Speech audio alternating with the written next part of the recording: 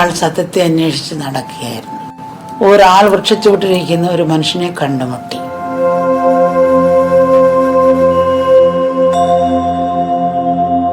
ഒരു പക്ഷേ ഇയാൾക്ക് സത്യത്തിലേക്കുള്ള വഴി അറിയാമായിരിക്കും എന്നുവരെ ആ മനുഷ്യനോട് വഴി ചോദിച്ചു.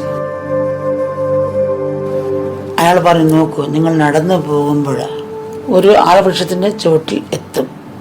ആ വൃക്ഷച്ചുവട്ടിൽ ഒരു മനുഷ്യൻ ഇരിപ്പുണ്ടാവും. ആ വൃക്ഷത്തിൻ്റെയും ആ മനുഷ്യൻ്റെയും ലക്ഷണം ഞാൻ പറയാം. അദ്ദേഹത്തെ കണ്ടാൽ ഏകദേശം എന്നെപ്പോലെ ആയിരിക്കും.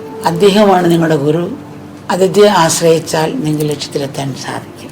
ഇത് കേട്ട് സാധകൻ സഞ്ചാരം തുടങ്ങി. ഓരോരോ ആഴ്ചവിട്ട് ചെന്ന് നോക്കും, കാണില്ല. അങ്ങനെ അവിടെ കിടന്ന് പിന്നെ നടന്ന് ഒരു സന്ധ്യയാകുമ്പോൾ ഒരാഴ്ചയോട് കണ്ടുപിടിക്കും, അവിടെ കിടന്ന് അങ്ങനെ കുറേ വർഷം കടന്നു. അവസാനം അദ്ദേഹം പറഞ്ഞ ആളെ കാണാതെ വീണ്ടും തിരിച്ച് നടന്ന് പഴയ വൃക്ഷച്ചുവട്ടിൽ എത്തി. അദ്ദേഹം ആദ്യം ചോദിച്ച ആ മനുഷ്യൻ്റെ അടുത്തേക്ക് എത്തി. അദ്ദേഹം പറഞ്ഞ മാതിരിയുള്ള ആൾ തന്നെയാണ്, കണ്ണും ലക്ഷണങ്ങളെല്ലാം ഉള്ള ആൾ ഈ പറഞ്ഞുകൊണ്ട് ആൾമറിച്ചോട്ടിരിക്കുന്നത്. അപ്പം ഇദ്ദേഹം പെട്ടെന്ന് ഞെട്ടി. ഓ എൻ്റെ ഗുരു ഇയാൾ തന്നെയോ? 30 വർഷം മുമ്പേ കണ്ട് അദ്ദേഹം പറഞ്ഞ കാര്യങ്ങൾ അപ്പം ഞാനിവിടെ ശ്രദ്ധിച്ചില്ല. ഇപ്പം നോക്കുമ്പോൾ അതെല്ലാം പറഞ്ഞു തന്ന എല്ലാ സാധനങ്ങളും ആൾമറിച്ചോട്ടിരിപ്പുണ്ട്. ലക്ഷണങ്ങളും ഇദ്ദേഹത്തിൽ കാണാം. ഇദ്ദേഹം തന്നെയല്ലേ എന്നോട് പറഞ്ഞു തന്നെ, അദ്ദേഹം തന്നെയാണോ ഗുരുവെന്ന് ചിന്തിക്കുകയാണ് പുള്ളി മനസ്സിനകത്ത്.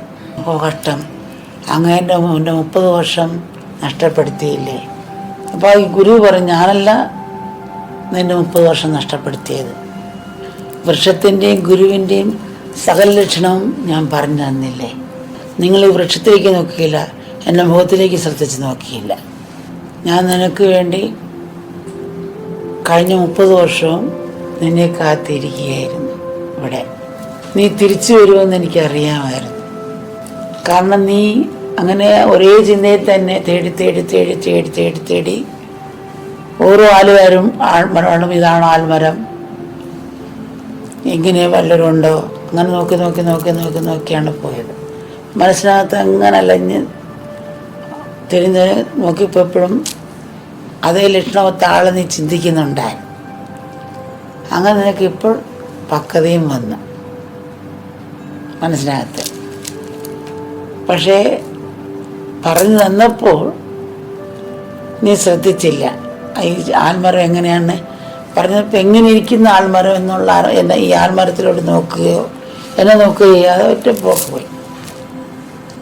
ഇപ്പം നിനക്ക് കാണാതിരുന്നപ്പോൾ പുള്ളിലേക്ക് ശ്രദ്ധ വന്നു, എങ്ങനെയായിരിക്കും ആൽമരം എന്നുള്ള. തിരിച്ചു വന്ന് ഈ ആൽമരത്തിൽ നോക്കി പറഞ്ഞതെല്ലാം ഉണ്ട്. അങ്ങനെ എനിക്ക് മനസ്സിലായി. അപ്പം അടുത്തു നിന്നുകൊണ്ട് ഉപദേശം കേട്ടതുകൊണ്ട് ആ ഒരു ഹൃദയത്തിന് ഉണർവില്ലാത്തിടത്തോളം ആ വിനയം വരത്തില്ല, സമർപ്പണം വരത്തില്ല. ഇരട്ടിക്ക് കള്ളങ്ങളും കപടതകളും ഒക്കെ പറഞ്ഞിട്ട് അങ്ങനെ ഒരു രീതി വരും. ക്ഷീരമുള്ളവർ അവിടെയും ചേട്ടിനും ചോര തന്നെ കൊതുവിന് കൊതും. പാലുള്ള അകടിൽ പോയാൽ കൊതുവിന് ചോരയെ കിട്ടുന്നത്. തവളയ്ക്ക് ഒരു പുഷ്പത്തിൻ്റെ ചെടിയെ ചവിട്ടി കിടക്കുന്ന അതിൽ വരുന്ന കൊതുവിനെയാണ് എടുക്കുന്നത്, തിന്നുന്നത്. ആ പൂവിനെയല്ല കാണുന്നത്. പക്ഷെ പണ്ട് വന്ന് തേന് വരുന്നുണ്ട്, അതിനകത്ത് തേനുമുണ്ട്. ഒരു ലൈറ്റ് ഹൗസിൻ്റെ ചുവട്ടിൽ ഇരുട്ടെന്ന് പറഞ്ഞാൽ പറയും നമ്മൾ അലുവ ചട്ടകം കൊണ്ട് വരാം. ചട്ടകത്തിന് എന്താ ഗുണം? നമ്മൾ പശുവിന് പുല്ല് വെച്ചിരുന്നു, ലാടൻ വന്ന് അത് ഔഷധം പൊഴിച്ചു കൊണ്ടുപോകും. ലാടൻ അതിനകത്ത് ഔഷധം കാണുന്നു, പുല്ല് വെച്ചാൽ പുല്ല് വെച്ചാൽ പുല്ല് കാണും. ലാടനാ ജ്ഞാനമുണ്ട്, ലാടൻ ആയുർവേദ വൈദ്യനാ ജ്ഞാനമുണ്ട്, ഇതിന് ഔഷധമാണ്.